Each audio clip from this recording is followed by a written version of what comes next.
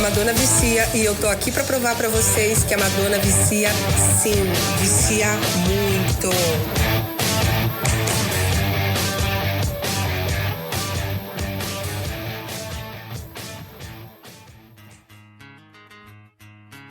Olá, eu sou a Madonna Vicia e esse é o nosso terceiro podcast. A minha entrevistada de hoje é psicóloga, crítica de cinema, minha sócia na página Madonna Brunet e no Twitter ela é @MadameChonga, que foi uma brincadeira que ela fez com o álbum Madame X.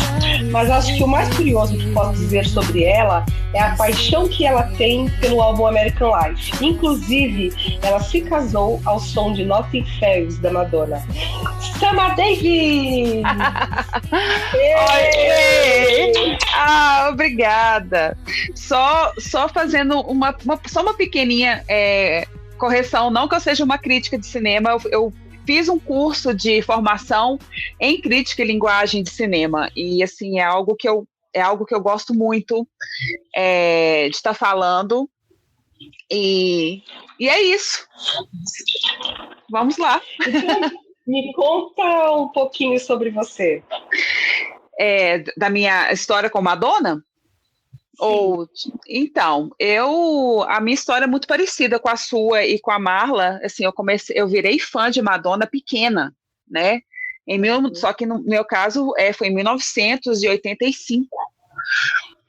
A minha irmã, eu sou a caçula de 4, então a minha irmã, anterior a mim, que era 6 anos mais velha que eu, adolescente, né, e era fã da Madonna, né, e isso foi passado. A gente que viveu nos anos 80 tinha os programas de videoclipe, né, a MTV não tinha chegado aqui no Brasil ainda, né, então a gente dependia dos programas de videoclipe e passava a Madonna, né, e teve um belo dia que a Globo passou a Virgin Tour com o nome de Madonna, o Anjo do Rock, você deve lembrar bem disso, né?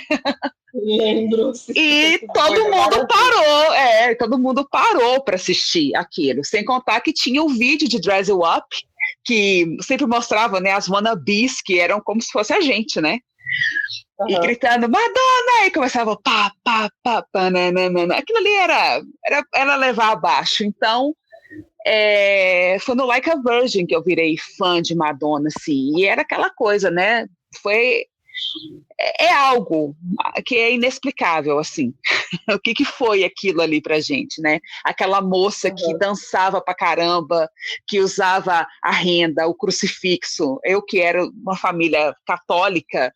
Então, assim, eu e minha irmã, a gente pegava assim no terço e colocava no pescoço e ficava dançando, uma coisa meio que uma blasfêmia familiar, né? Mas, enfim. Deixa eu te fazer uma pergunta. Eu também era muito católica. Você já entrou na igreja, assim, um pouco antes da missa, imitando o clipe Like a Prayer? Eu fiz isso muitas vezes. Olha, o Like a Prayer não, mas aquela baixadinha que ela faz na Blonde, na hora de Oh Father, que ela se joga assim, sabe? Aquilo ali eu fazia. Às vezes, quando eu me ajoelhava assim, eu me jogava assim no banco da igreja. Gente, pelo amor de Deus, olha as ideias. E como começou esse seu interesse por Madonna no cinema? Então, na verdade, foi mais aquela coisa de fã, né? Eu era fã de Madonna, então se Madonna lançava um filme, eu queria saber. Atrelado a isso, como eu sempre gostei muito de cinema, e você deve lembrar que no Brasil tinha aquela revista 7, que era equivalente à Bis. A Bis falava de música, né? E a 7 falava de cinema. E eu comprava as duas, né? Quer dizer, na verdade, minhas irmãs começaram comprando, né? E posteriormente eu continuei. Então, assim, era o contato que a gente tinha, né, com o universo musical e o universo de cinema. E assim eu fui seguindo e fui descobrindo, né, que Madonna tinha filmes, inclusive filmes que eu nem imaginava naquela época, né, que existiam, que a gente vai falar a respeito. Inclusive, teve um período de carreira depois do The Girl Show que aqui no Brasil parecia que a Madonna tinha sumido. E aí depois eu fui saber que ela estava fazendo muitos filmes. Sim. Antes de lançar o próximo álbum, que foi o Bedtime Stories. Ela fez bastante... Então, vamos falar um pouquinho sobre cada filme? Vamos sim. Pode começar? Claro! Então vamos embora. Na verdade, assim, o primeiro filme de Madonna foi um curta-metragem, um mini curta-metragem mesmo, de duração de 1 minuto, chamado The Egg. Esse vídeo, todo mundo, você acha no YouTube, que é aquele vídeo famoso dela fritando o ovo na barriga dela, que foi um vizinho que fez esse vídeo em 1974, e depois ela come o ovo. É bem assim, de filmagem de Super 8, algo assim. E foi a primeira vez que Madonna brincou com a câmera, pode-se dizer, na vida dela. Posteriormente, quando ela chegou em Nova York, né, e ela ficava vendo os anúncios de filmes, etc. e tal, ela se deparou com o anúncio de um filme de um diretor novato, e ela fez algo que ela repetiu posteriormente na carreira dela mais 2 vezes. Ela mandou uma carta para esse diretor se apresentando como Madonna, que ela tinha chegado em Nova York, etc. e tal. E esse filme é um certo sacrifício. Aquela porcaria de filme. Vamos ser sinceros. Esse filme ele foi gravado em 79 e 80, né? Isso, foram 2 anos de gravação. Ninguém foi pago, parece que só Madonna que foi paga, que foi $100 que ela recebeu, tá? Meu Deus. E esse filme só foi ser lançado em 1985 porque Madonna explodiu. E o diretor, né, levou numa distribuidora e falou, olha aqui, essa pessoa aí que está fazendo sucesso, ela fez um filme comigo e vocês querem bancar, querem lançar? Vamos lançar, que todo mundo queria ganhar dinheiro às custas de Madonna, né? Tanto é que até os fotógrafos dela, das fotos de nu artístico, também fizeram a mesma coisa, né? Isso tudo em 1985, então. E é um filme bem ruinzinho, bem capenga, né? Madonna ela é uma líder de uma seita sexual, ela tem escravos sexuais, assim, gente, é uma coisa assim, surreal. E um dia ela sofre um estupro e ela vai para uma sanha de vingança com esses escravos dela e um certo sacrifício, porque é o sacrifício que eles matam o cara no final. Gente, olha, isso não é spoiler, né? Porque é um filme muito ruim, um filme que já tem mais de 40 anos, então isso não é spoiler contar, né? Porque esse filme ficou aí a rodo, tem ele completo no YouTube para quem quiser ver. Então, assim... Tem até legendado, inclusive. Exatamente. Então, assim, não é nada de outro mundo tá contando, né, esses detalhes, né? E o que aconteceu depois disso? Madonna virou a nossa Madonna. Não 100% a Madonna que explodiu com Like a Virgin. Mas quando ela lançou o primeiro álbum dela, né, o Madonna, ela foi convidada para fazer o teste para Procura-se Susan desesperadamente. E é muito interessante que muitas pessoas não sabem disso. As pessoas acham que ela gravou Procura-se Susan já sendo a Madonna do Like a Virgin. E não. Ela era a que ela gravou, a Madonna do Lucky Star, do Borderline, né? Aquela Madonna do primeiro álbum. E o problema foi que quando o filme foi lançado, aí sim ela era a nossa Madonna, a Madonna que engoliu o mundo. E foi o que aconteceu, que todo mundo chamava do filme de Madonna, e a Rosanna Arquette foi jogada de escanteio, por assim dizer, né? E deixa eu te perguntar, qual filme saiu primeiro, o Procura-se Susan ou Em Busca de uma Vitória, onde ela faz uma ponta? Então, ela gravou, foi questão de diferença de meses, se não me engano. Mas o Procura-se Susan, só uma curiosidade, a Susan Feldman, que é a diretora, ela que comprou a briga para Madonna ser a Susan do filme, porque o estúdio não queria. Não queria. Eles, inclusive, falam que eles deram um prazo para Madonna estudar um pouco mais e repetir o teste dela, porque eles não tinham gostado. E eles queriam a Jennifer Jason Leigh, teve umas 2 outras atrizes também que estavam no páreo para ser a Susan. Mas a Susan Feldman falou assim, não, essa moça, e ela tem a essência dessa Susan de Nova York, essa moça que se veste dessa forma diferente, que ela vai em brechó, e era a Susan. E realmente Madonna está muito bem. Se não me engano, Vicia, Procura-se Susan é o filme mais bem avaliado de Madonna entre os críticos, até mais que Evita. Nossa, entendeu? Mais que Evita? Entendeu? Assim, e é um filme divertidíssimo, e é interessante que esse modelo de filme, dessas comédias oitentistas, geralmente eles eram homens como protagonistas, e tinha as mulheres que eram as coadjuvantes. E Susan meio que rompeu um pouco isso, né? Porque aí depois, sim, começou a teve A Garota de Rosa Choque, entre outros filmes, mas Susan foi meio que uma porta de entrada para isso. E isso é muito interessante. Mais uma vez a Madonna abrindo portas, né? Isso. E Madonna fez uma música, Strictly Seeking Susan, que é o nome do filme original. E parece que essa música eles não gostaram muito, ela foi descartada e ela fez Into the Groove, com Stephen Bray. E só que a música não entrou na trilha sonora do filme. Olha que coisa louca. E isso você vai ver que é uma constante entre algumas músicas que Madonna fez para filmes. Pois é, e acabou entrando no álbum do Like a Virgin, que aí fez até vender um pouco mais ainda, mais do que já tinha sido vendido, né? Porque, inclusive, eu não sei a sua edição, mas a minha edição aqui do Brasil vem com Into the Groove. A do vinil. Eu tenho uma edição do vinil sem, porque o meu pai me deu a primeira edição que saiu aqui, e aí depois eu tenho uma com Into the Groove, tenho uma sem e uma com. E também, inclusive, no primeiro álbum que eu tenho, não tem Crazy For You. Sim, e é raríssimo. E é raríssima essa edição, é muito rara. É muito louco isso, né? E nesse inteirinho, Madonna, né, foi chamada para fazer essa participação em Busca da Vitória, que é um filme também extremamente elogiado. Mas, assim, não dá para dizer que é um filme de Madonna, porque Madonna faz uma ponta mesmo, né? Lá cantando na boate, ela canta Gambler e canta Crazy For You, e Crazy For You foi a música que tirou We Are The World do primeiro lugar da Billboard. Então, assim, foi um sucesso faraônico. Porque eles não chamaram ela porque eu acho absurdo. Isso. Inclusive, tem um crítico da Billboard que fala exatamente isso. Foi uma das primeiras vinganças de Madonna, né?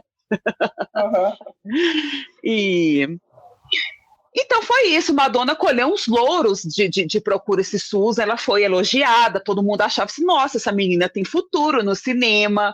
A Susan Seldman defende muito Madonna, ela fala, olha, que Madonna não deu trabalho para ela no filme, igual outros diretores, posteriormente a gente vai falar isso, reclamaram de algumas posturas de Madonna, e ela estava muito feliz, assim, eu acho que na cabeça dela, ela acreditou que Hollywood, a parte de cinema, iria acolhê-la, e a gente sabe que isso não aconteceu, né?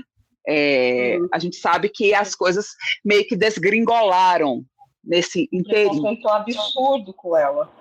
Sim. Sempre existiu.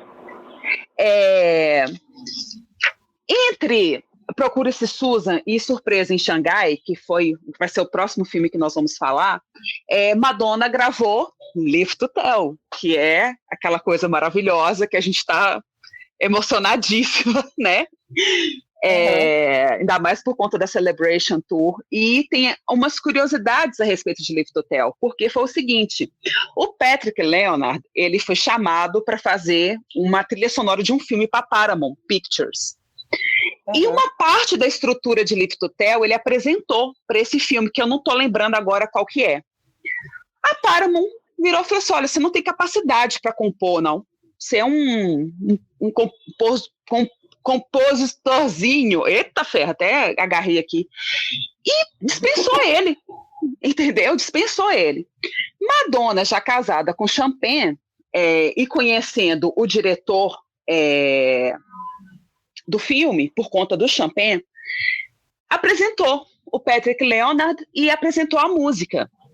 E o Patrick Leonard, ele até fala que, ao contrário do que as pessoas acham, Madonna teve uma participação grande na reestruturação de Live to Tell. Inclusive, ele fala, a ponte é toda a criação de Madonna, aquela parte If I Ran Away, aquilo tudo é Madonna que criou.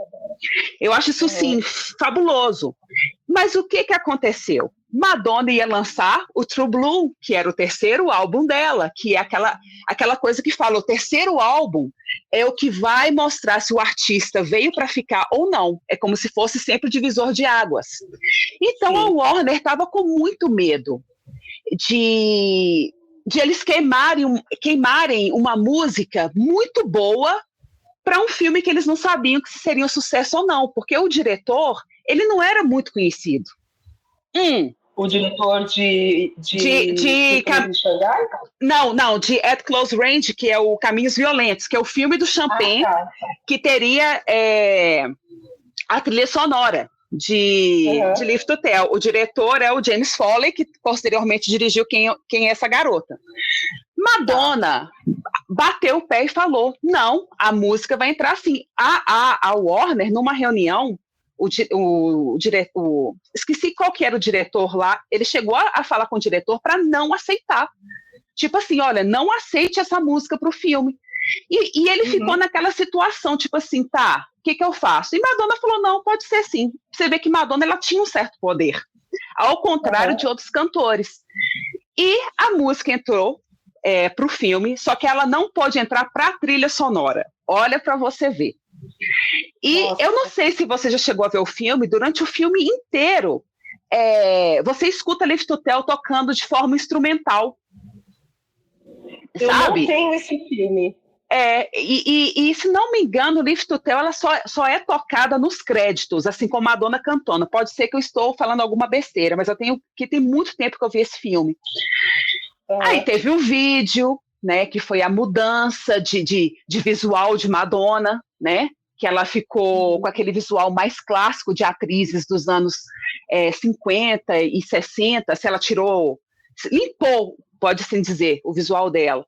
E foi aquele sucesso absoluto. A música atingiu o primeiro lugar na Billboard. E quem dirigiu o clipe também foi o diretor. Também, né? Que é aquelas tomadas dela com cenas do filme. E, inclusive, o filme tem o Christopher Walken, que posteriormente gravou Bad Girl com ela também. Meu Deus. Tem todas essas conexões. Bom, aí a gente vai chegar agora na primeira derrocada madônica, que você sabe muito bem, surpresa em Xangai. Que acabou virando hábito, né? Ela com o marido não dá certo. Não dá certo, gente, assim, não dá certo. Meu Deus do céu. E esse filme, George Harrison, o ex-Beatle, estava na produção, ele ia compor a trilha sonora. Eles pensaram em fazer um filme parecido com os filmes dos anos 50, do Humphrey Bogart, aquela coisa de uma aventura num país diferente, de um casal e blá, blá, blá. Gente, mas o filme é um fiasco. O filme é um fiasco. Horrível, horrível. Madonna... Acho que nem Champagne tá bem nesse filme, gente. Vamos ser sinceros. Mas ela tá linda. Ela tá linda. Ela tá maravilhosa. Sim.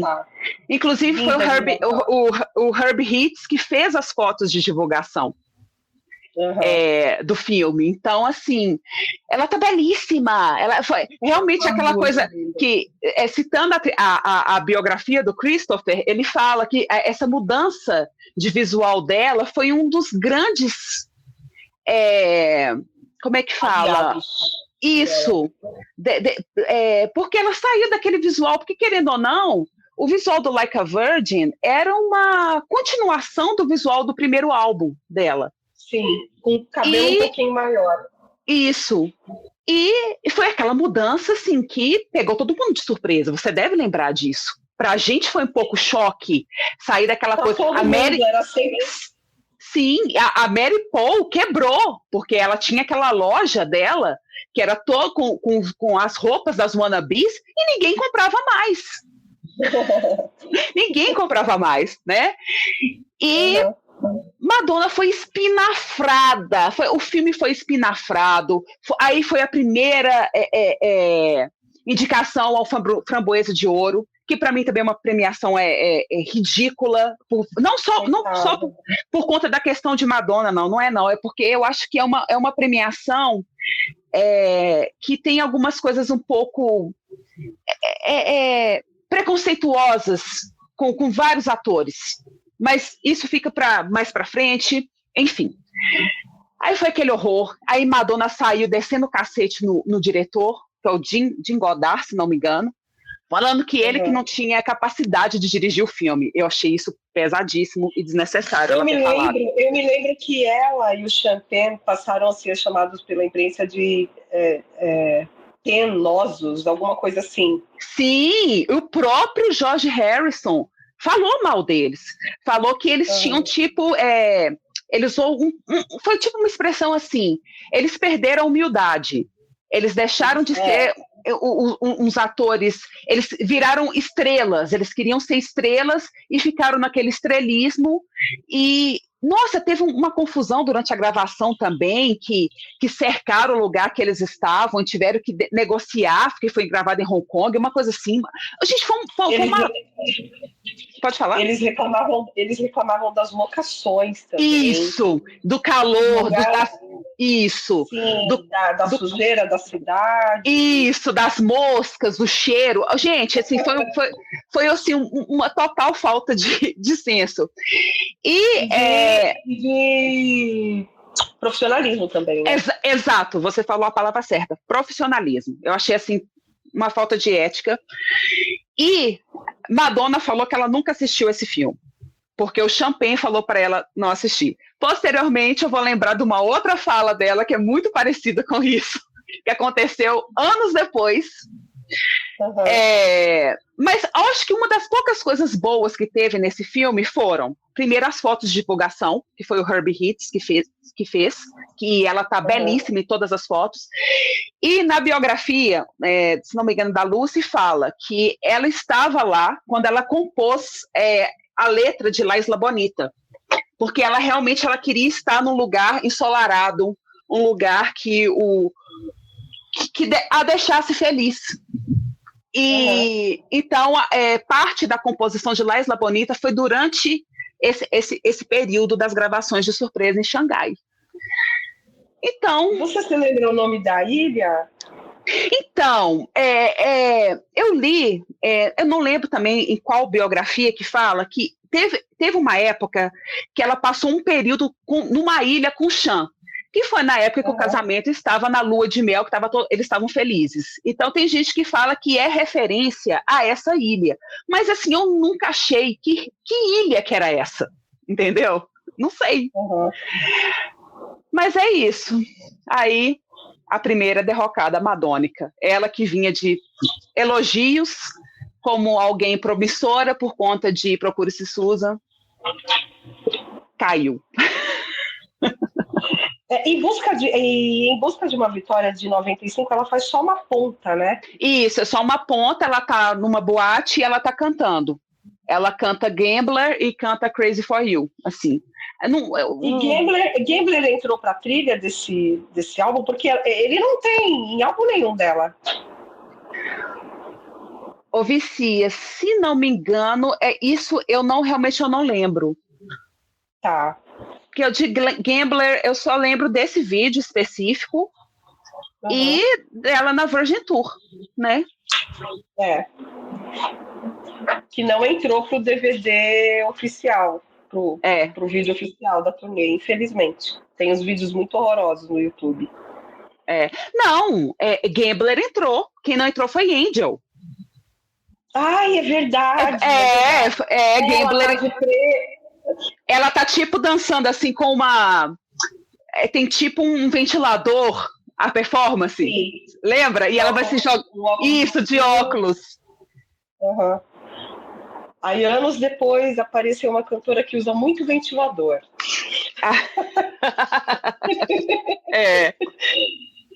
Bom, aí eu me lembro que depois desse filme, em 87, ela fez Who's That Girl? Quem é essa garota? Isso. E Who's That Girl? O que você acha do filme? Olha, eu acho uma porcaria. E isso não é dizer que é de agora, não. Desde pequena. Assim, eu lembro que ele passou na Globo, num tela quente. E foi quando eu assisti no cinema. É mesmo? Nossa! Eu vi no cinema. Olha, eu gosto da trilha, tá? Eu acho a trilha muito, muito legal. Não só as músicas de Madonna, tinha uma música tinha umas músicas bacanas, assim. Mas eu acho um filme bobo. Eu não sei se eu acho. Pode. Eu saí do cinema com cara de... E aí, né? Porque eu me lembro que ela é presa no começo... E quando ela sai, ela tenta ser engraçada, mas não é engraçada. Exato. Eu não gosto dos figurinos do filme. Uhum. Eu me lembro que eu gosto de um trecho quando toca The Look of Love, se eu não me engano, aquela cena. Que ela tá com vestido. Sim, ela é filmada de baixo para cima. Isso! É tipo num... Eu lembro muito do enquadramento da cena, tá? E aí quando começa a pegar o vestido e pega a ponta do cabelo dela, a sensação que dá é que você vai ver a Marilyn Monroe. Ela tá muito parecida com a Marilyn. O que eu acho assim bonito, eu acho legal o contraste, que é um contraste assim que eu sempre gostei de Madonna quando ela ficava loura, que é aquele louro bem platinado, a boca vermelha e aquela sobrancelha grossa. Assim, eu achava muito massa isso, muito massa. E esse vestido, posteriormente, ela até usou no dia do lançamento do filme, que foi no Times Square, e tinha 10 mil pessoas foram lá para ver só Madonna. Tipo assim, para as pessoas entenderem o que era o fenômeno Madonna nos anos 80. Uhum. E tipo assim, gente, foi complicado. O diretor desse filme, ele fala que quando ele na véspera dele gravar o filme, que ele releu o roteiro, ele falou, meu Deus, esse roteiro é uma porcaria. mas era a oportunidade dele, porque ele tinha saído assim, de um filme de baixo orçamento, que é o diretor do Caminhos Violentos, do filme do Champagne, que tocou Live to Tell, e ele tinha que pegar essa oportunidade, e era assim, era dirigindo Madonna, que era a grande estrela do momento, assim, da música, e ele falou que ele até chegou a pedir, me dá um tempo para eu poder reescrever esse roteiro que eu consigo arrumar. Só que eles falaram, não tem tempo. E o filme, na verdade, ele ia se chamar Slammer, e foi Madonna que pediu para mudar para Who's That Girl. Foi quando ela compôs a música. Porque ela já estava prevendo a tour. Exatamente. Isso, ela foi muito inteligente, mas, ao mesmo tempo, alguns críticos falam que não entendem por que o filme não fez sucesso, apesar de ser ruim, porque a gente sabe que tem filme que é ruim e que faz sucesso, tipo assim, as pessoas vão ver o filme e depois elas falam mal. Marvel tá aí para isso, né? Oi? A Marvel tá aí para provar essa sua tese. Exatamente. E o que aconteceu? Eles falam que, na verdade, o público fez uma confusão de imagens. O que era o filme, o que era a turnê e a música. Who's That Girl é o nome da turnê? Mas é o nome do filme? Tá, mas o que eu tenho que ver? Porque a turnê foi um sucesso estrondoso. Sim. Absurdo. E o filme foi um flop. Sim. Faraônico. A crítica arrebentou com o filme. O diretor, posteriormente, ele até falou que se ele tivesse 30 minutos a mais, ele conseguiria reestruturar o filme. Eu acho que sim, tá?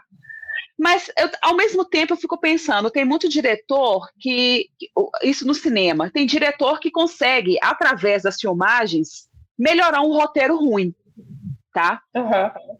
Ele não conseguiu fazer isso. Então, eu não sei se realmente esses 30 minutos a mais... eu te pergunto, você aguentaria mais 30 minutos a mais de Who's That Girl? Não, quer dizer... Não, foi um horror. Foi um horror.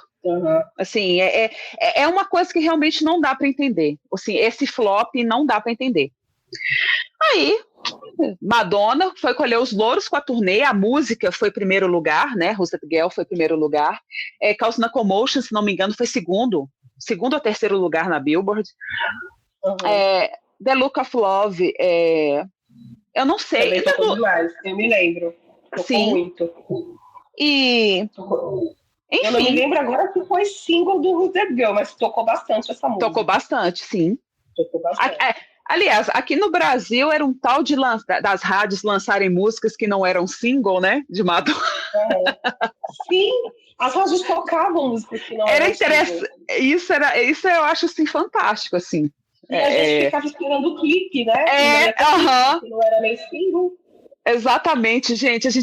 E era muito engraçado essa coisa, igual, né, pra gente, né? Essa coisa da gente esperar o clipe, esperar no. E os programas de TV, isso antes da MTV, que quando a MTV surgiu no Brasil, eles ainda anunciavam, né? Uhum. Quando a gente não tinha MTV, a gente tinha que esperar. A gente tinha que ver, às vezes, o programa inteiro, e às vezes não passava nada, e a gente ficava lá com a cara de tacho. E a gente ficava esperando no Fantástico também, lembra? Sim. Nossa, gente, o que eu gravei de o que eu gravei de clipe de Madonna no Fantástico não Meu tá no Deus. gibi. Eu também, eu tenho muita coisa, muito VHS, eu tenho guardado ainda. Isso. Bom, tem o filme Doce Inocência, né, que foi gravado em 87. Isso. Ele começou a ser gravado no final de 87. O Howard Bruckner, que é o diretor, ele era amigo do Andy Warhol. E ele chamou, o Andy Warhol falou da Madonna e fez a introdução entre os dois.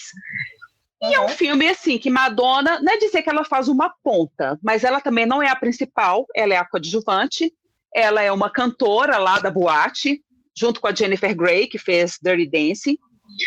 E Madonna tá muito bonita, porque o Howard queria que Madonna estivesse morena para o filme, e realmente Madonna já estava morena quando os dois se conheceram, porque assim que acabou a Rosetta Girl Tour, Madonna pintou o cabelo dela de preto. Bom, esse filme foi gravado no final de 87 para o início de 88, mas a parte de Madonna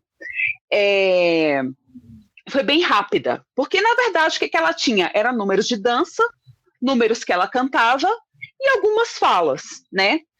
E Madonna tá linda nesse filme, porque ela tá com um visual que lembra muito a Louise Brooks, que foi aquela atriz do cinema mudo, que começou no cinema mudo. Aquele cabelinho... Ela tá maravilhosa. Uhum. Tá muito linda. Sim, aquele cabelinho Chanel preto com a franjinha. Ela tá belíssima. Uhum. Só que o que aconteceu com esse filme? O Howard, ele tinha AIDS. E ele se sentiu muito à vontade de contar isso para Madonna.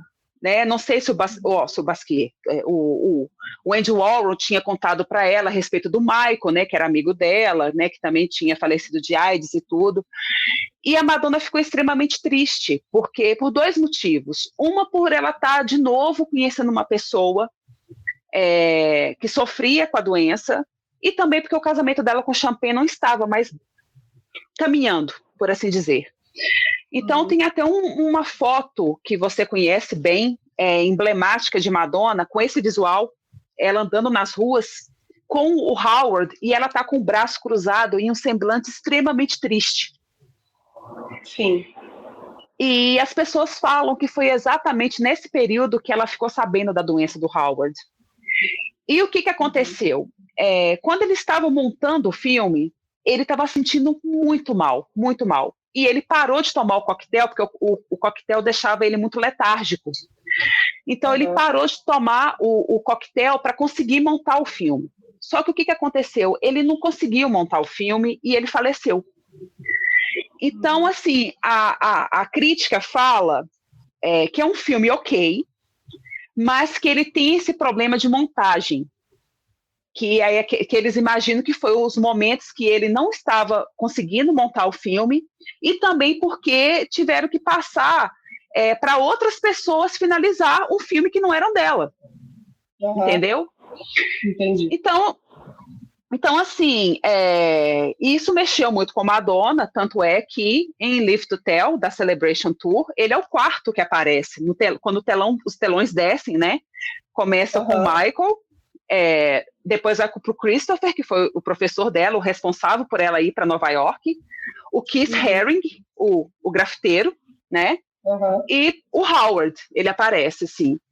E é triste, porque acho que era o primeiro filme importante dele, ele tinha feito, não sei se era um curta-metragem ou um documentário antes, assim, ele só até falava que ele poderia ser um diretor promissor, mas infelizmente acabou para ele antes disso.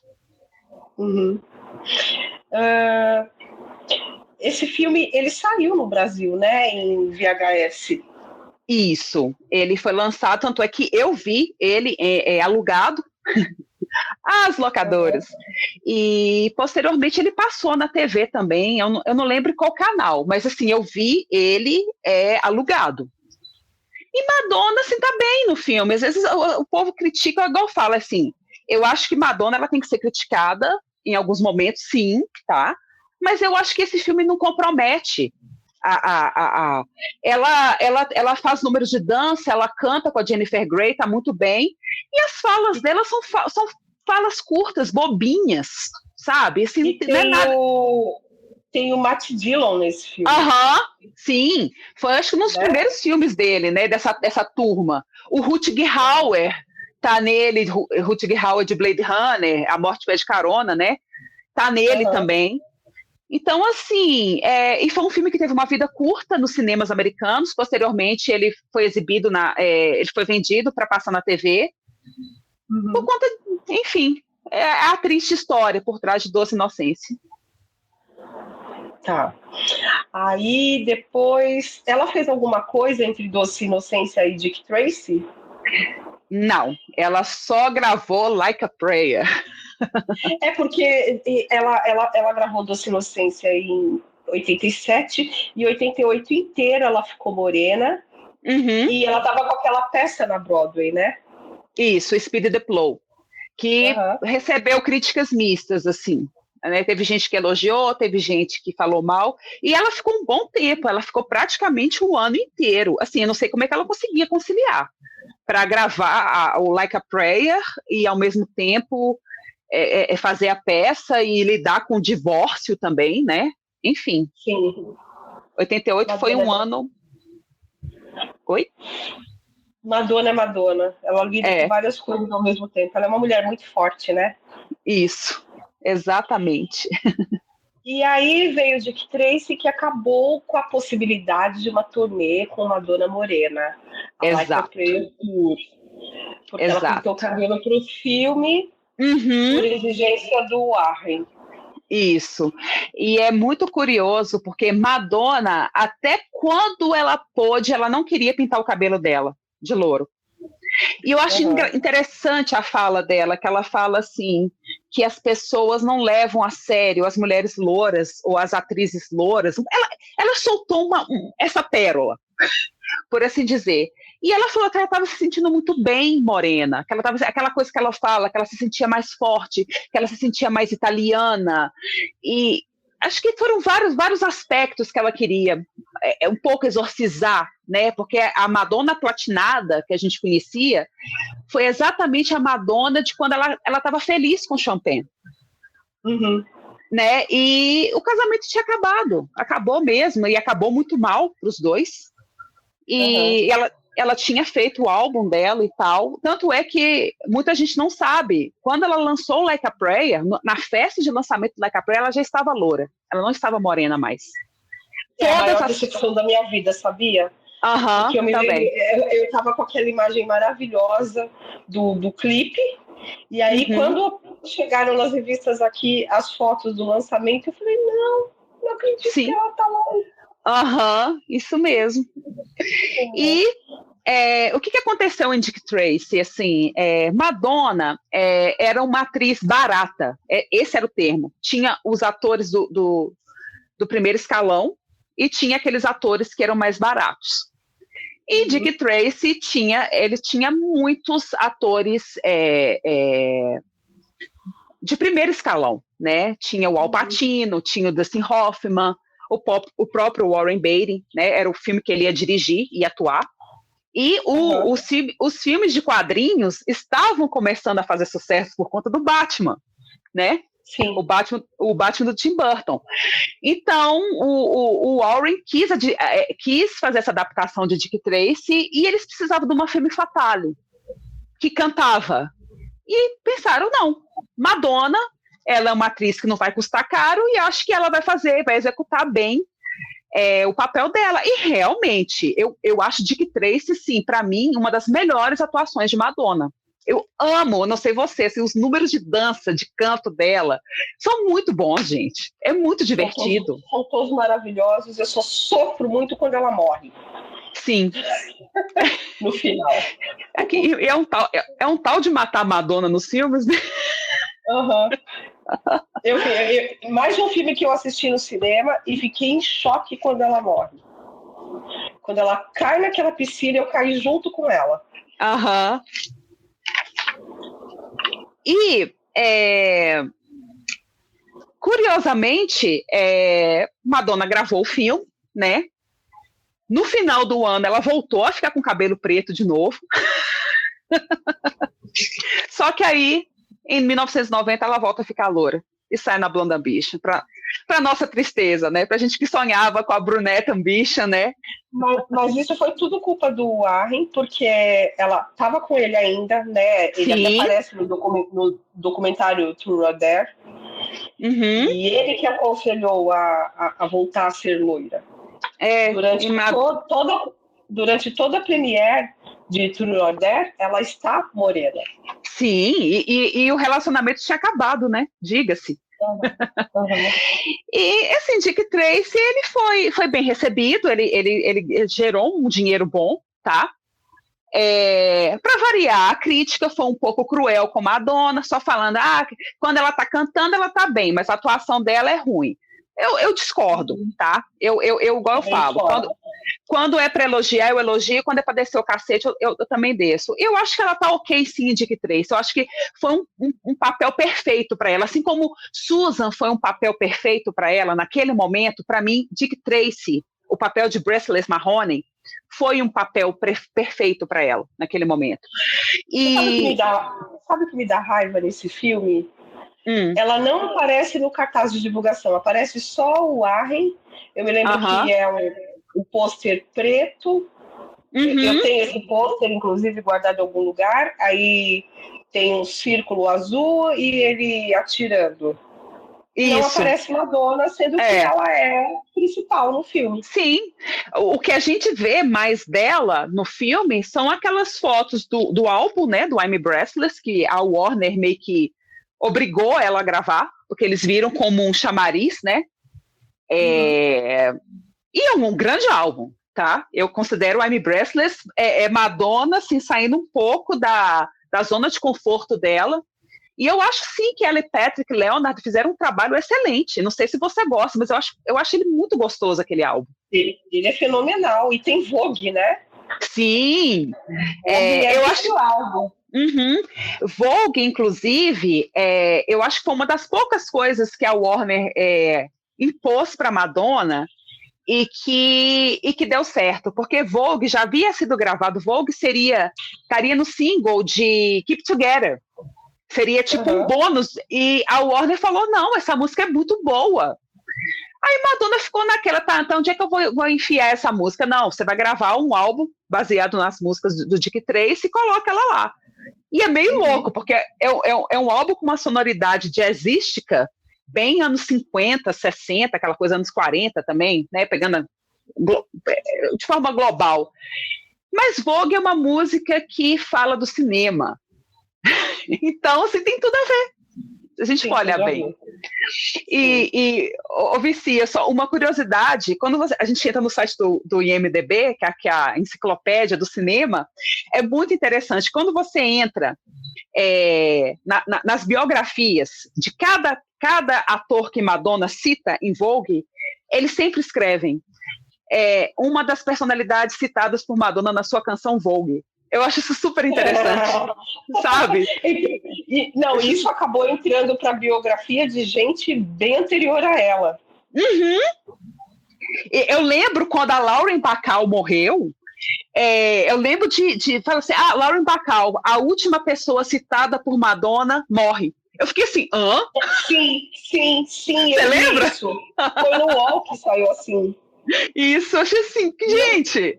Eu fiquei de boca aberta. Morre o último nome citado na letra de Vogue de Madonna. Aham. Gente, porque a Lauren Bacall, ela tem uma carreira maravilhosa. Ela foi Sim. esposa do Humphrey Bogart, né? Isso, exatamente, do Humphrey Bogart. E aí ela foi reduzida a um dos nomes citados em Vogue, para a Sim. gente ter uma ideia do poder de Madonna. Aham, exatamente. Esqueceram toda a carreira da mulher, toda a importância que ela teve para o cinema, para Hollywood, e ela virou só um nome citado na letra de Vogue. Exatamente. São coisas. Aqui, só um adendo que eu me esqueci. Nesse período, saiu que Madonna iria fazer um filme com a Demi Moore. Você deve lembrar disso, que isso foi bem noticiado aqui no Brasil também. Elas iriam fazer 2 policiais, chamada Leda e Swan. Eles falavam que ia ser uma versão do Tango e Cash feminina. Aquele Tango e Cash com Sylvester Stallone e o... aquele ator louro, me fugiu o nome agora. Você deve lembrar esse filme. Humphrey Crew, acho que é isso, né? Hudson. É o marido da Goody Hall. Tá. Eu só sei que é o marido da Goody Hall. E o que aconteceu? O Joel Schumacher, sim, o Joel Schumacher, de Batman Eternamente, de Batman e Robin, e toda aquela presepada. Mas ok, ele fez filmes bons também. Ele queria dirigir esse filme. O que acontece? Algumas biografias falam que a Demi Moore ficou grávida, aí o projeto não foi para frente, e outras biografias falaram que o estúdio acharam que não seria mais interessante fazer um filme com 2 mulheres policiais. Enfim, né? Porque parece que já tinha saído Thelma e Louise, que era um filme que mostrava 2 mulheres, que eram muito fortes. Bom, algo que a gente nunca vai saber. E tem 2 curiosidades que eu esqueci de falar.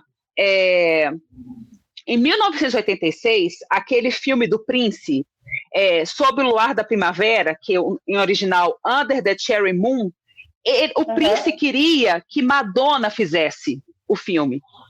Só que não deu certo e acabou que a Kristy Scott Thomas que ficou com o papel no filme. Que triste. Deixa eu só... Eu me lembrei de uma coisa a respeito de Dick Tracy, da trilha sonora. Tem Something to Remember, a Lady Vogue, Hank Pank, que eu amo essa música. Sim. Sooner or Later, que ela defendeu no Oscar. No Oscar, I'm Going Bananas. Sim, que ela cantou no The Girl No The Show. Girlie, E tem também Cry Baby.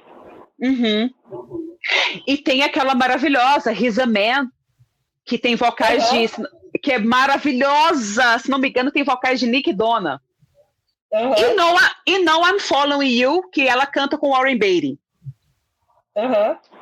Isso. Esse álbum é sensacional, sensacional. Sensacional, ele é muito bom. Eu acho que é um dos álbuns subestimado pelos fãs de Madonna, na minha opinião. Sim, sim. E, inclusive, anos depois, uma certa wannabe gravou álbum de jazz. Pera, desculpa, eu não entendi o que você falou. Eu falei, e anos depois, uma certa wannabe gravou álbum de jazz. Pois é. E aí teve aquela maravilhosa premiere do True or Dare, quando ela já estava morena. E foi a primeira vez que uma artista fez um documentário tão profundo, mostrando os bastidores de uma turnê. Sim. E é muito interessante, assim, o significado do que foi, principalmente para a comunidade LGBT na época, né? Porque Madonna mostrou a parada gay durante o documentário, mostrava os bailarinos dela, que eram gays, que apenas o Oliver que não era, e falava a questão da AIDS. Você lembra, né, que o Keith Haring tinha morrido no início da turnê, e quando ela chegou em Nova York, que ela doou o cachê. E, aliás, Madonna sempre fez isso, desde 1987. As pessoas não sabem disso. Se tem uma pessoa que mais lutou para pesquisa, para doar dinheiro, foi ela. Então, assim, essa coisa de doar cachê de show para Unfair, né, que é aquela... Madonna sempre fez isso. Então, assim, eu acho curioso Na Cama com Madonna, aquele momento antes de Vogue, você deve se lembrar bem, que cada bailarino e Nick Jonas, eles estão descrevendo Madonna. E eles falam da Madonna um pouco frágil. Você lembra? Ela parece que é uma garota perdida numa tempestade. Que eu acho que humaniza tanto ela, porque a gente, durante o documentário, a gente vê muito aquela Madonna bitch, né? Brigando com o empresário, brigando com o diretor de som, mandando bailarino para aquele lugar. E aquele momento mostra esse outro lado dela. E eu acho isso muito bonito. Eu me lembrei agora de uma curiosidade que tem na biografia do Chris. Tem uma parte muito engraçada quando ele fala: vou contar toda a verdade sobre a Blonde Ambition. E aí ele começa, eu adoro esse trecho. Ele fala da Moira, que ela não queria receber, muito mais aceitar o quadro, e que ela que a Moira convidou Madonna para ser madrinha da criança dela, e Madonna nunca deu retorno. Nunca, Madonna cagou. Nem sei se eu podia falar isso. Ele fala que... Pode falar o que você quiser. Ele fala que Madonna tratava os bailarinos como se fosse uma família, mas que não era bem assim. E ele fala que tudo que era de sujeira, de bronca, ela queria que ele tomasse as atitudes, né? Que ele fizesse a parte feia da coisa, e que ela jamais teria feito aquela ligação para o pai convidando ele para assistir a tour, dando um telefonema, que ela mandaria uma secretária ligar e... E aqui, você lembra, o que mais me deixou chocada foi a cena que todo mundo chora, que é a cena de Madonna no túmulo da mãe. E ele ficou revoltadíssimo com aquela gravação. Sim, que ele quase que falou pataquada, que ela fez aquela cena e depois virou para ele e falou assim: vai lá que agora é sua vez. E ele se recusou a deitar no túmulo da mãe. Sim, ele ficou lá no fundo, em pé, perto de uma árvore, super sem graça, né? E ele fala que achou aquilo um absurdo, uma afronta à memória da mãe deles. Sim. Eu amo esse livro porque ele desce o cacete nela. Inclusive, ele mostra o lado frágil dela. Quando ela tinha dúvidas sobre as coisas, e ele fala na maior ironia que ele ia lá e adoçava o ego dela, né? Você está maravilhosa, Madonna. Você estava perfeita, Madonna. E guardava as críticas para ele mesmo. Porque ele sabia que ela poderia ficar melindrada. Gente, esse livro é muito bom. Gente, porque, vamos ser sinceros, assim, é muita ilusão a gente achar que tudo ali foi de forma natural e que não foi ensaiado, que não tinha um roteiro prévio. Vamos ser sinceros, né? Se até reality show a gente sabe, não estou falando de Big Brother, essas coisas não. Esses reality shows que nos anos 2000 viraram moda, né? De filmar famílias... enfim, isso, o do Gene Simmons também, do Ozzy Osbourne também fizeram isso, a gente sabe, gente, entendeu? Então, assim, eu acho que ela soube jogar muito bem, tá? Gente, a parte do Antônio Bandeiras, meu Deus do céu, o que você achou daquela sequência? Eu achei bem real, porque ela tinha assistido todos os filmes de Almodóvar, e estava interessada nele. E pareceu super natural, super verdadeiro quando ela toma um susto de saber que ele é casado. Agora, eu acho que ela tem a coragem de falar para a mulher dele o que ela falou ali. Nossa. E falar que o cara tinha um pinto pequeno também, entendeu? Não, ela fala, ele tem que ter algum defeito, não é possível, ele deve ter um pinto pequeno. Isso. Mas porque eu acho que foi toda a carreira do Antônio Bandeiras, né? Exatamente. E eu acho que esse é um dos poucos momentos que a gente viu Madonna sendo pega de surpresa, porque acho que ali não tinha roteiro, porque ali ela achava que ela ia chegar na festa e ela ia brilhar. que ela ia ser o centro da atenção. O Pedro Almodóvar, ele falou posteriormente, Pedro Almodóvar, ele não tem papas na língua, ele falou um negócio que foi uma palhaçada. Ele chegou a falar uma coisa assim, sabe? E ela foi pega de surpresa ali, porque as coisas não aconteceram exatamente do jeito que ela queria, né? Uhum. Enfim, mas eu amo Na Cama com Madonna, foi o primeiro filme dela que eu vi no cinema. E todo mundo achava que ia ser um filme de putaria, né? Uhum. Porque aqui no Na Cama... Eu me lembro da chamada com a cena da garrafa. Aham. E aqui, você se lembra que teve um Globo Repórter especial Na Cama com Madonna? Ô, gente. Inteiro para falar do programa. Super sensacionalista. Exatamente. E era a Fátima Bernardes que ia dublando a Madonna. Ô, gente. Sensacional, gente. As coisas boas que a gente viu, que a gente vivenciou. Eu tenho isso em VHS. Com certeza tem, porque eu tenho. Então, com certeza você tem também, porque foi anunciada a semana inteira. Sexta-feira, Globo Repórter, Madonna, Na Cama com Madonna, o seu documentário que irá para os cinemas. A gente ficava louco, né? Nem saía de casa, para não correr. Exatamente. E já ter passado a reportagem. Deus, era o inferno. Exatamente. E aconteceu algumas coisas interessantes no lançamento de Na Cama com Madonna, que foi em Cannes, né? Que ela estava belíssima. O primeiro dia ela surgiu, né, com aquela roupa do Gaultier, que era tipo a calcinha com o sutiã cônico, e ela estava em volta daquele lençol de cetim, né, rosa. Sim. E posteriormente, você se lembra de uma foto dela? Eu não vou lembrar agora o nome do filme. Ela foi também num premiere de um filme. Ela foi com uma roupa que era uma sainha cinza, tipo de bailarina, um paletó, uma meia puxada até o joelho e a botinha da Blonde. Você lembra dessa roupa? Foi em Cannes também, né? Exato. E por que ela fez isso?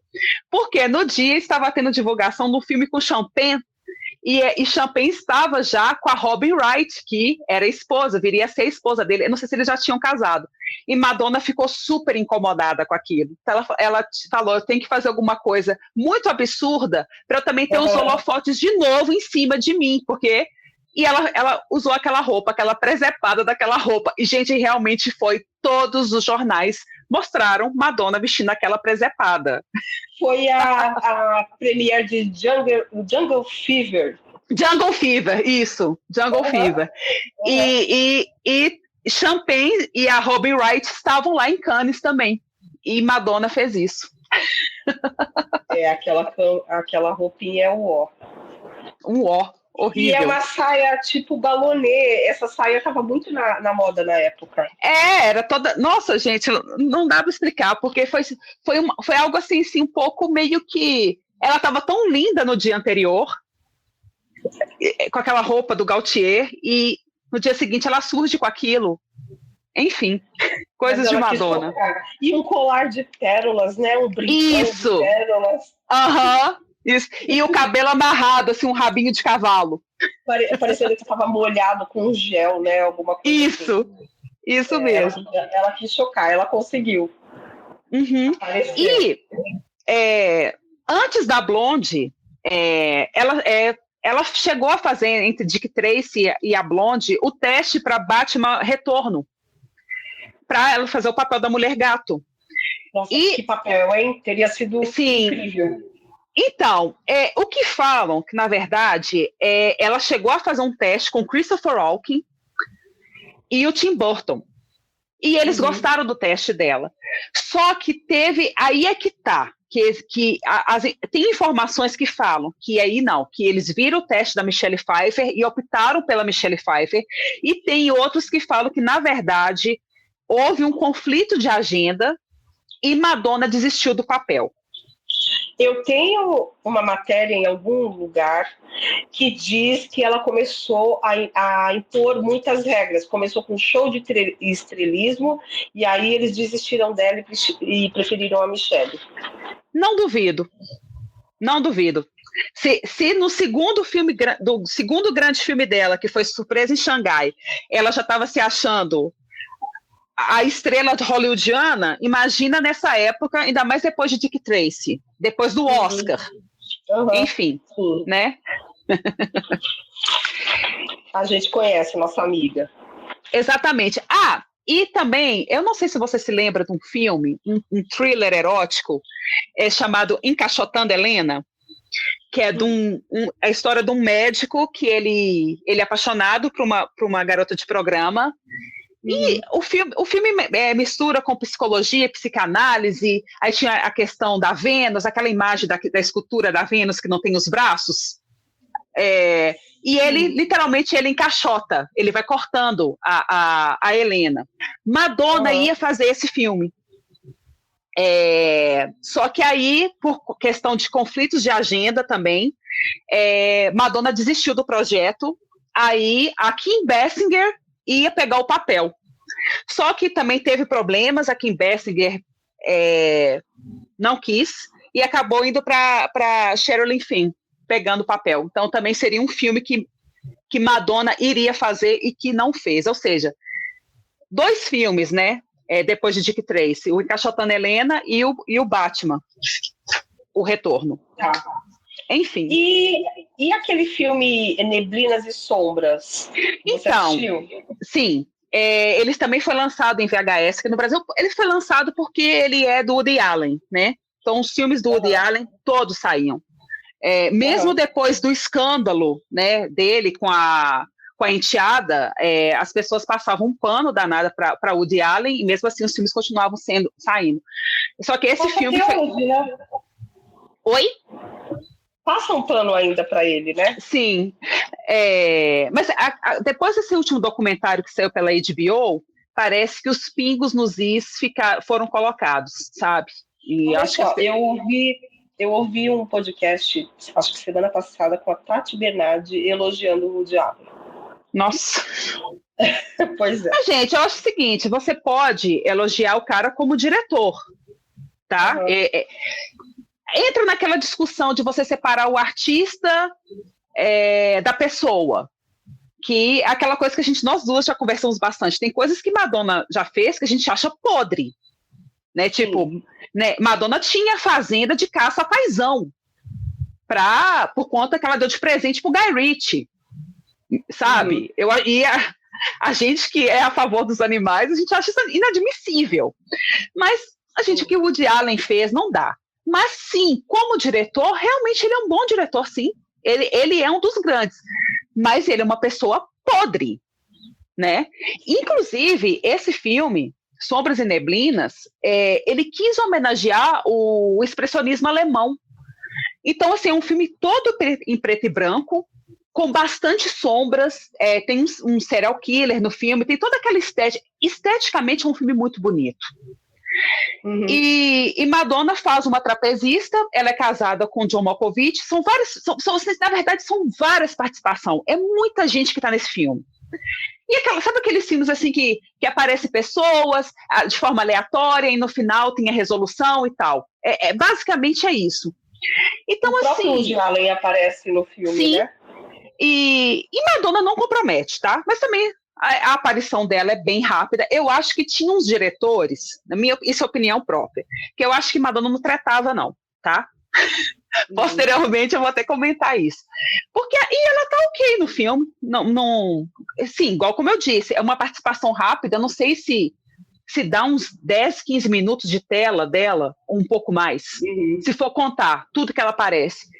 Mas ela não compromete. Ela tá com uma peruca preta, sim, cacheada, tá muito bonita. Aliás, Madonna morena, ela está sempre muito bonita, né? E como não? Mas é um outro episódio pro futuro. Sim, exatamente. E você gosta de uma equipe muito especial? Gosto. Ela tá bem, né? Ela saiu super bem ali. Eu só acho que, assim, é aquele papel que eles viram e pensaram assim, esse papel aqui é para Madonna. É uma mulher bem sexy, é uma mulher que fala pelos cotovelos, é uma mulher que fala bastante de sexo, então Madonna é perfeita para esse papel. E sim, ela foi perfeita para o papel.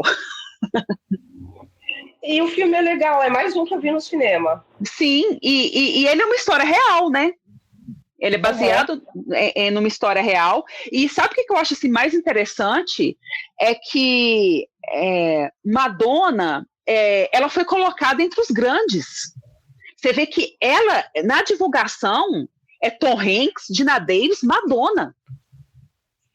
Entendeu? Tipo assim, tinha Rose O'Donnell no filme, sim, tinha Lori Petty no filme, mas não, o nome, quem está na frente, junto com Dina Davis, a gente tinha feito Thelma e Louise há pouco tempo atrás, Tom Hanks não precisava nem de falar, né? E tá lá Madonna. Teve uma treta com ela e a Dina Davis desse filme, não teve? Então, parece que o pessoal fala que era questão meio que de ego, assim, das duas, dessa coisa de parece que falava que Madonna estava aparecendo mais no filme do que a Dina Davis, que era a principal. Porque você se lembra, na verdade, a história é entre as duas irmãs, que é da Dina Davis com a Lori Petty, que elas jogavam nos times opostos, não é isso? Então, assim, é a história delas e do diretor, do técnico, que era o Tom Hanks. Madonna era coadjuvante. Então, assim, eu não sei se rolou essa treta. A Penny Marshall falava bem de Madonna. Você falou que parece que Madonna não deu problema. Madonna estava bem, assim, ela estava com um humor bom no filme. Então, mas rolava essas coisas. Eu não sei se por conta da questão de Madonna ser Madonna enfim, mas eu lembro disso aí que você falou mesmo. Sim, teve uma treta entre as duas. Pelo menos foi o que os jornais e revistas disseram na época. Uhum.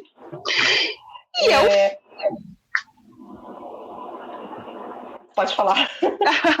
E é o filme que nos deu This Used to Be My Playground. Eu amo essa música. Eu amo. Ela demais. É linda. E ela é engraçada, assim, que olha que loucura. Eles falaram que a Madonna gravar uma música pro filme, e Madonna já estava na pós-produção do Erótica. Madonna e o Shep Pettibone gravaram uma estrutura da música e Madonna foi viajar para gravar o quê? Corpo em Evidência. E deixou o Shep Pettibone trabalhando na música. Quando Madonna voltou, eles foram regravar a música já com a estrutura toda. Aí teve aquela confusão que você deve se lembrar, que eles não sabiam o negócio da orquestra, que eles tinham contratado uma orquestra, só que eles não eram assim músicos para mexer na estrutura da música erudita. E eles não gostaram do que a orquestra tinha feito. E tinha um negócio que parece que, eu não sei se era $10 mil que pagava para a orquestra, ou 30 mil por 3 horas de trabalho. E a cada minuto depois que ia passando, eles tinham que pagar uma quantia a mais. E eles entraram em desespero, porque eles não queriam o que a orquestra tinha gravado, e ao mesmo tempo também eles não sabiam falar para eles o que eles queriam. Ai, gente. Mas, enfim, no final deu tudo certo. A música foi um sucesso, a música foi primeiro lugar. Se a gente for pensar que tinha um tempo que Madonna não tinha uma música em primeiro lugar, né? E foi um sucesso, e as pessoas amaram o clipe, o clipe passa aquela coisa de nostalgia. É uma música triste, né, na verdade. Qual que é a sua opinião, assim? É triste, mas é linda. É linda. Uma coisa que eu sinto falta na Madonna são dessas baladas marcantes. Sim, as últimas baladas não são assim. Inclusive, tem aquele álbum só de balada que eu sei que a Warner a obrigou a gravar, mas ele é maravilhoso. Ele é maravilhoso. Eu acho assim que ela teve um apreço até nas músicas que ela gravou para esse álbum, né? You See, One More Chance, ter colocado essas músicas que igual This Used to Be My Playground, que não entrou no Erótica, né? Era um filme era pro filme mesmo. A You Remember, que a gente vai falar também daqui a pouco. Então, assim, Madonna, ela era muito poderosa para fazer baladas, assim, sabe? Eu não sei se você... Eu não sei porque se você era fã, mas eu acho que tinham dois artistas que eram muito bons para balada nos anos 90. Para mim, eram quase que imbatíveis. Era Roxette e Madonna. Inclusive, eu amo que tem muitas baladas que ela canta naquele tom mais grave, que ela quase não canta mais. Sim, né? Sim. Parece que ela associava tom grave à balada. E isso não acontece mais, é uma pena. Sim. Porque ela ainda canta bem assim. Quando ela canta Bad Girl no The Celebration Tour agora, a gente vê que ela consegue cantar nesse tom. Sim, né? Exatamente. Maravilhosamente bem. E o que você acha de Corpo em Evidência? Uma bomba. Uma bomba.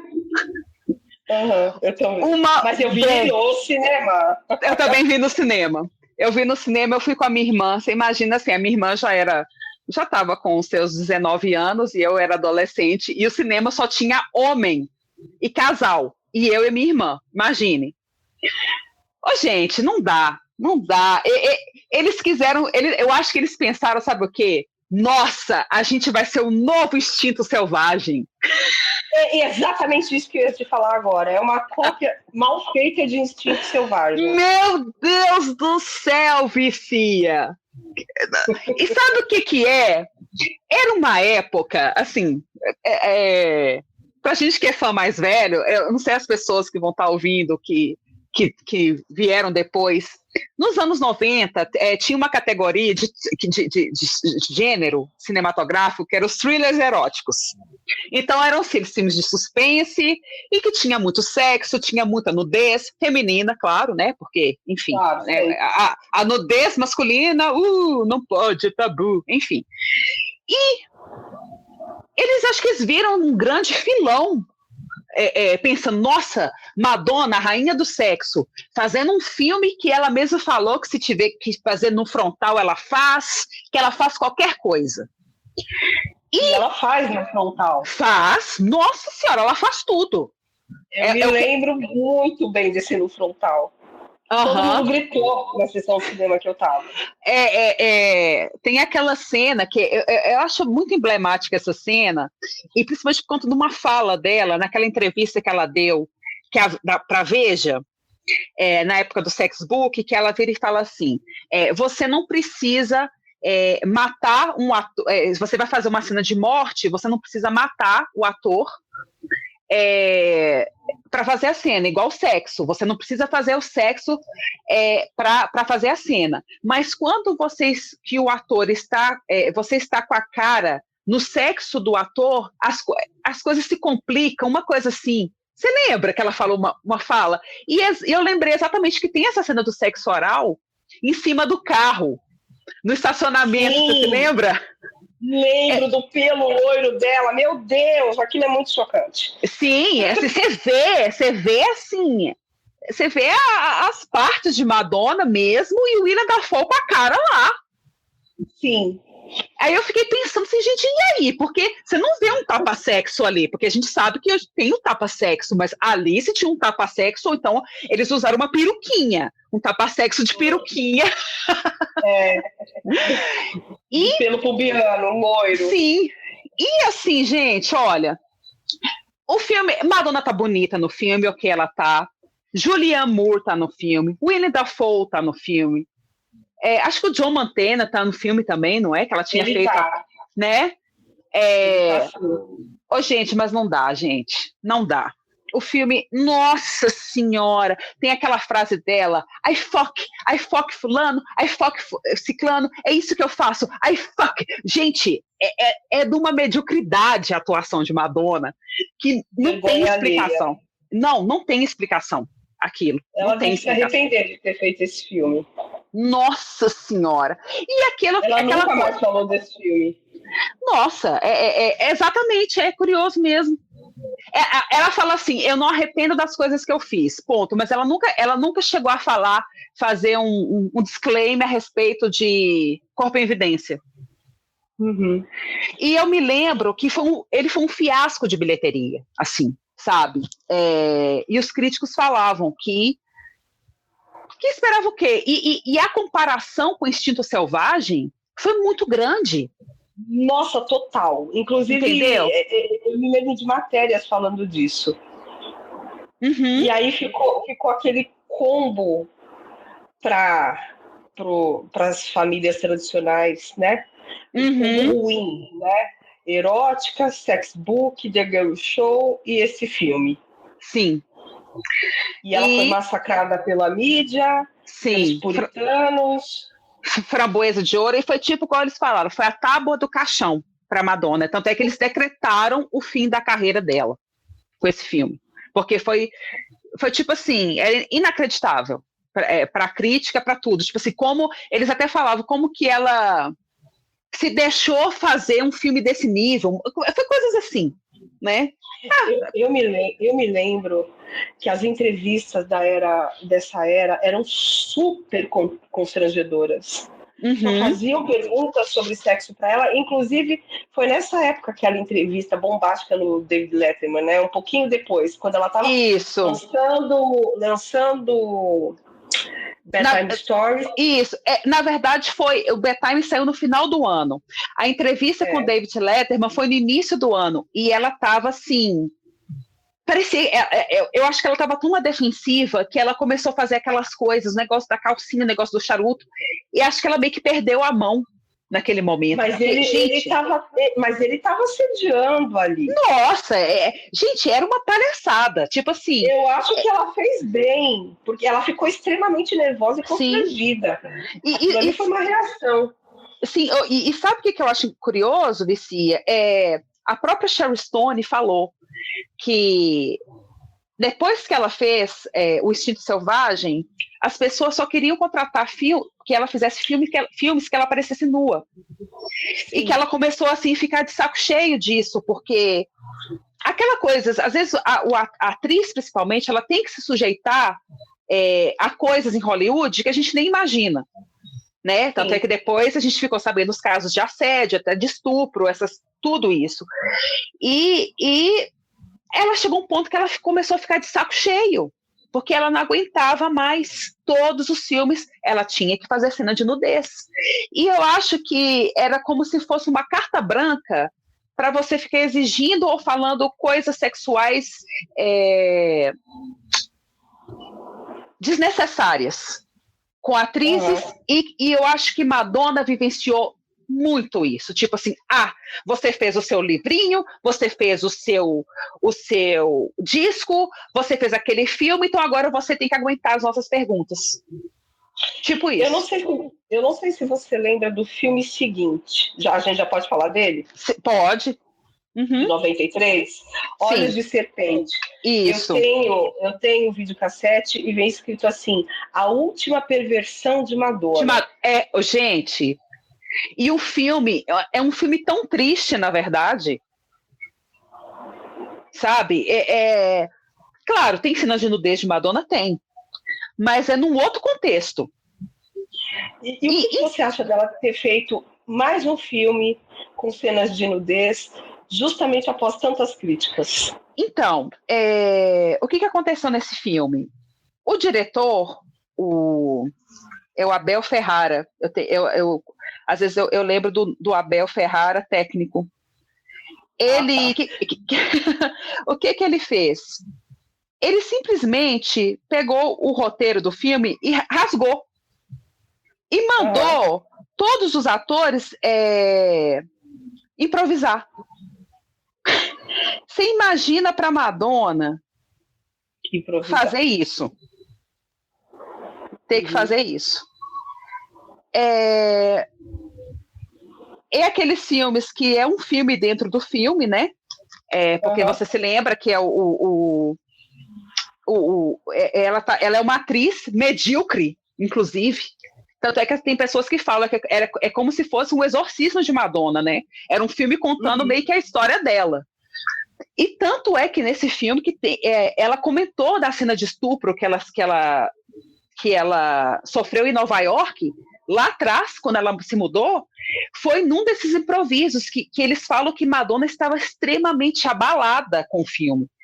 Porque era tensão o tempo todo. Tem uma cena que você deve se lembrar, que o ator que faz o marido dela, no filme que está sendo gravado, começa a xingar, falar que ela era uma atriz medíocre, que ela era um lixo. Você lembra disso? Eu lembro de uma cena que ela tá toda machucada, não é? E isso é antes dela morrer, porque eles matam ela no filme, né? No final. Mas essa cena específica, eu não sei. Eu acho que Madonna, naquele momento, depois de tudo que ela tinha passado, eu acho que ela sentiu. Pode ser que eu esteja viajando, porque é aquela coisa que eu falo. Eu acho que Madonna, sim, é uma mulher extremamente forte, mas ela não é uma pessoa que ela não sofre.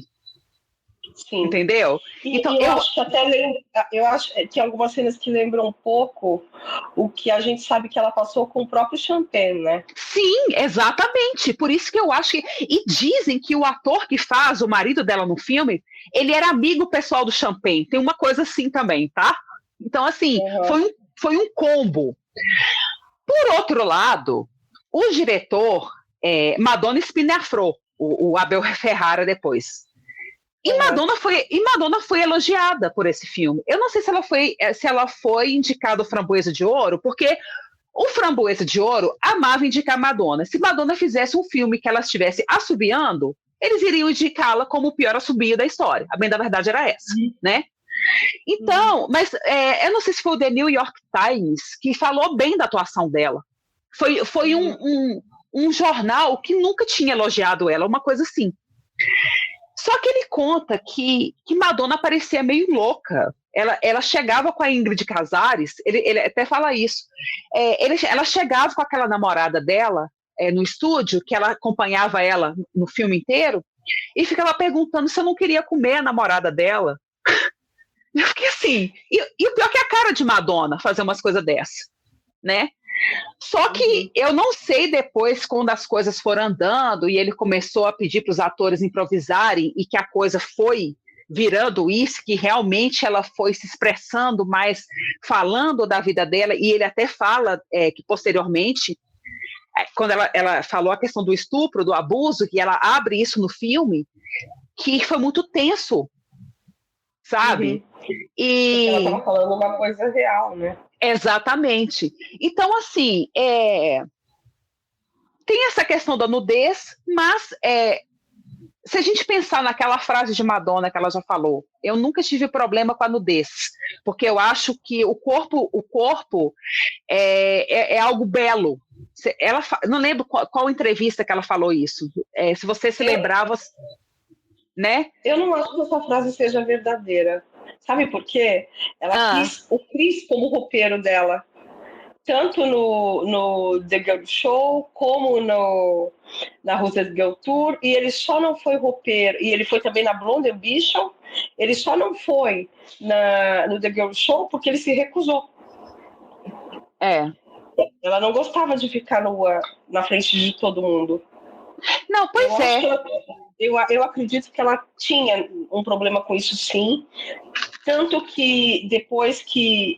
Eu lembro que a revista Playboy dela, quando saiu em 85, foi pouquíssimo tempo antes do Live Aid. E ela aparece no Live Aid toda coberta. Sim. Num calor absurdo. Sim, é verdade. Mas eu não sei qual que era. E tinha aquele negócio... Você lembra que ela fez um seguro para os seios dela? Lembro desse papo, não sei se era real.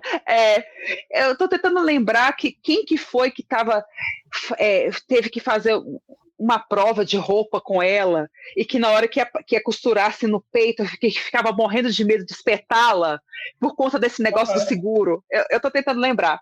E é curioso isso que você falou, você sabe por quê? Eu lembrei de um filme que eu esqueci. Aquele filme Siesta, Marcas da Paixão, de 87, que é direção da Mary Lambert, que dirigiu Like a Prayer, Material Girl, Borderline, ela queria que Madonna fizesse o papel da Claire. E Madonna se recusou, falam que é porque teria que ter uma cena de nudez. A gente está falando da Madonna de 1987, que era a nossa Madonna, que tinha sofrido essa questão da Playboy, que ela não esperava, né? Enfim, faz sentido, realmente.